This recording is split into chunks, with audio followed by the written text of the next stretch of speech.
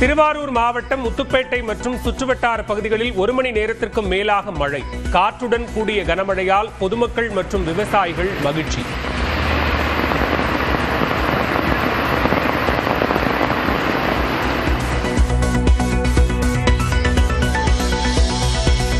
தமிழ்நாட்டில் இன்று முதல் 3 நாட்களுக்கு வெப்பநிலை படிப்படியாக குறையும். சென்னையில் அதிகபட்ச வெப்பநிலை 33 டிகிரி செல்சியஸை ஒட்டி இருக்கும் என வானிலை ஆய்வு மையம் கணிப்பு. தமிழ்நாட்டில் இன்று 19 மாவட்டங்களில் மழை பெய்ய வாய்ப்புள்ளதாக பிரதீப் ஜான் கணிப்பு. சென்னை மற்றும் அதனை சுற்றியுள்ள பகுதிகளில் நாளை அதிகாலை மழை பெய்ய வாய்ப்பு.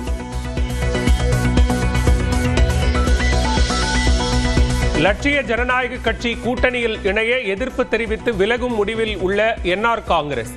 இன்று மதியம் வரை என்ஆர் காங்கிரசின் முடிவுக்கு காத்திருக்க பாஜக திட்டம். புதுச்சேரி பாஜக வேட்பாளர்களை இறுதி செய்ய இன்று கூடுகிறது பாஜகவின் மத்திய தேர்தல் குழு.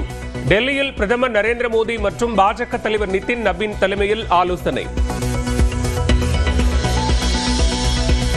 காங்கிரஸ் உடனான தொகுதி பங்கீடுக்கு முன்பே புதுச்சேரியில் திமுக வேட்புமனு தாக்கல். நல்ல நாள் என்பதால் இன்றே சிலர் தாக்கல் செய்வதாக திமுக அமைப்பாளர் சிவா பேட்டி. வேட்புமனு தாக்கல் தான் இன்னைக்கு நாள் நல்லா இருக்குன்ற திமுக சிலர் நாங்கள் சொல்லியிருக்க சிலர் போட்டுருக்காங்க. கூட்டணி நிச்சயமாக இன்று நாளை உறுதி செய்யப்பட்டோம். திமுக கூட்டணியில் இந்திய கம்யூனிஸ்ட் கட்சிக்கு 5 தொகுதிகள் ஒதுக்கீடு. பேச்சுவார்த்தையை அடுத்து ஒப்பந்தம் கையெழுத்து.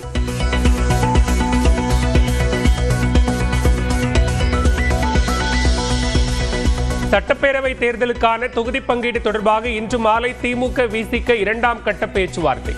இரட்டை இலக்கத்தில் விசிக தொகுதிகளை கேட்கும் நிலையில் 7 தொகுதிகள் வரை ஒதுக்க திமுக முன்வந்துள்ளதாக தகவல். தமிழ்நாட்டில் கூட்டணி கட்சிகளுக்கான தொகுதி பங்கீட்டை 2 நாட்களில் முடிக்க திமுக திட்டம். மார்க்சிஸ்ட், விடுதலை சிறுத்தைகள் கட்சிகளுடன் உடன்பாடு ஏற்படுவதில் நீடிக்கும் இழுபறி. சென்னையில் நாளை எடப்பாடி பழனிசாமியை சந்திக்கிறார் பாஜக மேலிட பொறுப்பாளர் பியூஷ் கோயல். அதிமுக பாஜக இடையிலான தொகுதி பங்கீடு ஒப்பந்தம் நாளை மறுநாள் கையெழுத்தாக வாய்ப்பு. நெல்லை, தூத்துக்குடி உள்ளிட்ட மாவட்டங்களில் உள்ள தொகுதிகளின் வேட்பாளர்களை தேர்வு செய்ய முதலமைச்சர் மு க ஸ்டாலின் நேர்காணல். அமைச்சர்கள் தங்கம் தென்னரசு உள்ளிட்டோருடன் பங்கேற்க உள்ள ஓ பன்னீர்செல்வம். 4 தேர்தல்களாக கூட்டணி கட்சிக்கு ஒதுக்கப்பட்ட கடையநல்லூர் தொகுதியில் இந்த முறை திமுக வேட்பாளரை களமிறக்க வேண்டும். நேர்காணலின் போது முதலமைச்சரிடம் வலியுறுத்திய திமுக நிர்வாகிகள். சட்டப்பேரவை தேர்தலுக்கான தேர்தல் அறிக்கையை நாளை வெளியிடுகிறார் சீமான். நாம் தமிழர் கட்சி அறிவிப்பு. சசிகலாவின் அனைத்திந்திய புரட்சித் தலைவர் மக்கள் முன்னேற்ற கழகத்தின் சார்பில் விருப்ப மனு விநியோகம். ஓஎஸ் கார்டனில் உள்ள அலுவலகத்தில் தொடக்கம்.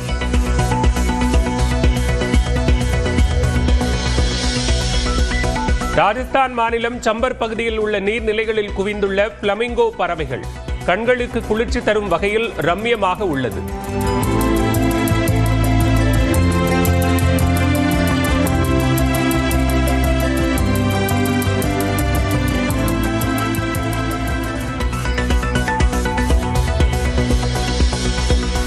தேவகவுடா, மல்லிகார்ஜுன கார்கே, சரத்பவாரை பார்த்து புதிய எம்பிக்கள் கற்றுக்கொள்ள வேண்டும் என மாநிலங்களவையில் பிரதமர் மோடி பேச்சு.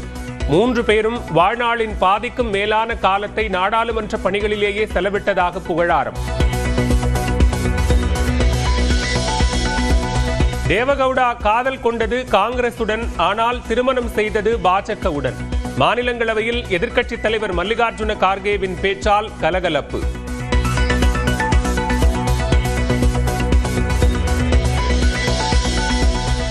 மத்திய அமைச்சர் நிதின் கட்கரியை சந்தித்த ராகுல் காந்தி, பிரியங்கா காந்தி பல்வேறு தேசிய நெடுஞ்சாலை பணிகள் குறித்து பேசியதாக விளக்கம்.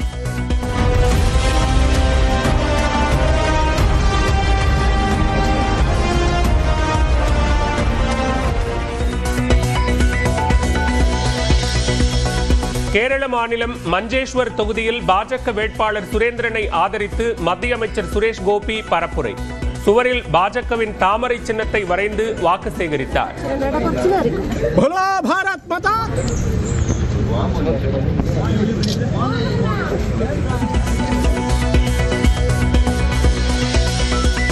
டெல்லியில் அடுக்குமாடி கட்டடத்தில் தீ விபத்து, 7 பேர் உயிரிழந்த சோகம்.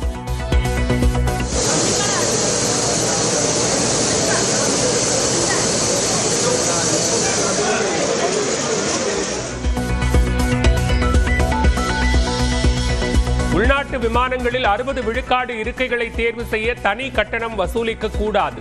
விமான நிறுவனங்களுக்கு கடிவாளம் போட்டது மத்திய அரசு.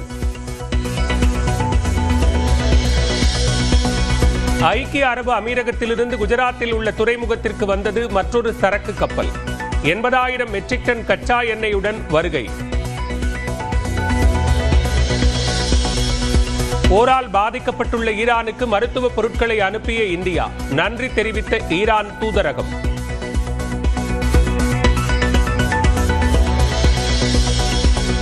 ஈரான் அருகே நிறுத்தப்பட்டிருந்த பிரம்மாண்ட போர் கப்பலை திருப்பி அழைத்த அமெரிக்கா, தீ விபத்தில் கடுமையாக சேதமடைந்ததால் திரும்புவதாக தகவல்.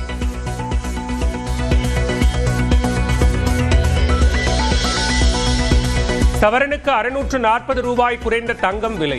ஒரு சவரன் 1,16,560 ரூபாய்க்கு விற்பனை. நகராட்சி நிர்வாகத்துறை அதிகாரிகள் பணி நியமன முறைகேடு தொடர்பாக வழக்கு பதிவு செய்யாத லஞ்ச ஒழிப்புத்துறைக்கு எதிரான நீதிமன்ற அவமதிப்பு வழக்கு அடுத்த வாரம் விசாரணைக்கு பட்டியலிடப்படும் என சென்னை உயர்நீதிமன்றம் அறிவிப்பு. அதிமுக முன்னாள் அமைச்சர்கள் 7 பேர் மீது அமலாக்கத்துறை வழக்கு பதிவு செய்ய கோரி திமுக எம்பி மனு. சட்டவிரோத பணப்பரிமாற்றத்தில் ஈடுபட்டதற்கான முகாந்திரம் இருப்பதாக எம்பி கிரிராஜன் குற்றச்சாட்டு. கோவை மாவட்டம் வடவள்ளி அருகே செல்போன் வாங்குவது போல நடித்து செல்போனை திருடிக் கொண்டு ஓடிய இளைஞர் வெளியில் தயாராக இருந்த இருசக்கர வாகனத்தில் ஏறி தப்பினார்.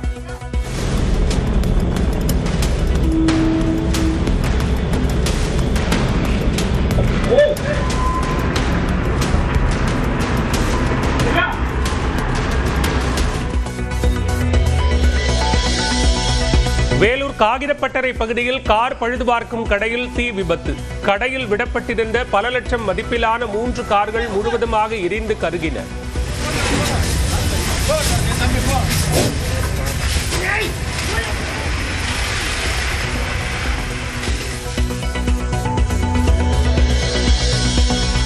காரைக்குடி அருகே அதிகாலையில் சட்டவிரோதமாக மது விற்பனை செய்தவரை 80 பாட்டில்களுடன் பிடித்து காவல்துறையில் ஒப்படைத்த நாம் தமிழர் கட்சியினர்.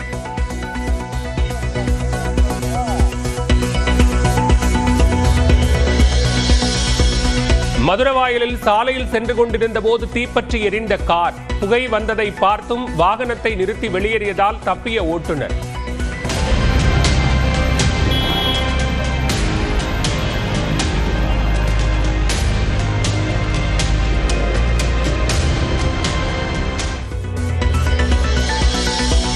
கோவை மாவட்டம் குனியமுத்தூர் மற்றும் இடையர்பாளையம் பகுதியில் பழைய கார் உதிரிபாக குடோனில் இருந்து 100 கிலோ கஞ்சா பறிமுதல். கோவை மற்றும் கேரளாவைச் சேர்ந்த 4 பேர் கைது.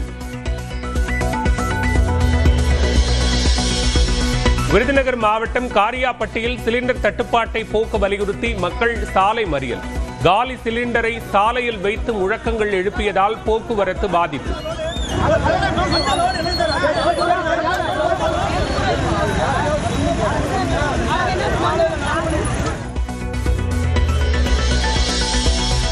கேஸ் சிலிண்டர் தொடர்பாக பயோமெட்ரிக் ஆதார் சரிபார்ப்பு என்பது அனைத்து வாடிக்கையாளர்களுக்கும் கட்டாயம் அல்ல என்று மத்திய அரசு விளக்கம்.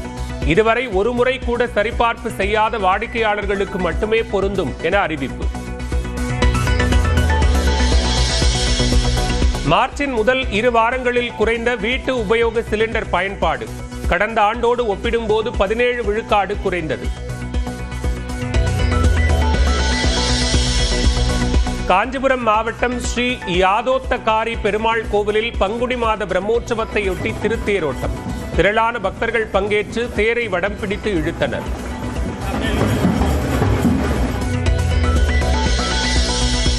வாரணாசியில் கங்கை ஆற்றில் படகில் நோன்பு திறப்பு நிகழ்வை நடத்திய 14 பேர் கைது. கங்கையில் அசைவ உணவு கழிவுகளை கொட்டியதாக வழக்கு பதிவு. இந்தூரில் உள்ள அடுக்குமாடி குடியிருப்பில் ஏற்பட்ட தீ விபத்தில் 7 பேர் பலி. மின்சார வாகன சார்ஜிங் பாயிண்டில் வெடிவிபத்து ஏற்பட்டதால் பரவிய தீ. ஆப்கானிஸ்தான் மீது வான்வழி தாக்குதல் நடத்திய பாகிஸ்தான். தலைநகரில் உள்ள மருத்துவமனைகளில் குவியும் சடலங்கள்.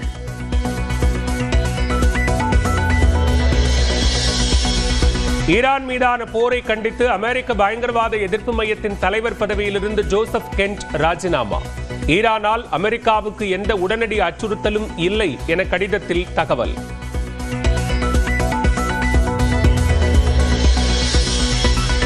ஈரான் தாக்குதலை எதிர்கொள்ள புதிய தடுப்பு ட்ரோன்களை வாங்கும் வளைகுடா நாடுகள். குறைந்த விலையில் தி ஸ்டிங் தடுப்பு ட்ரோன்களை உருவாக்கும் யுக்ரைன்.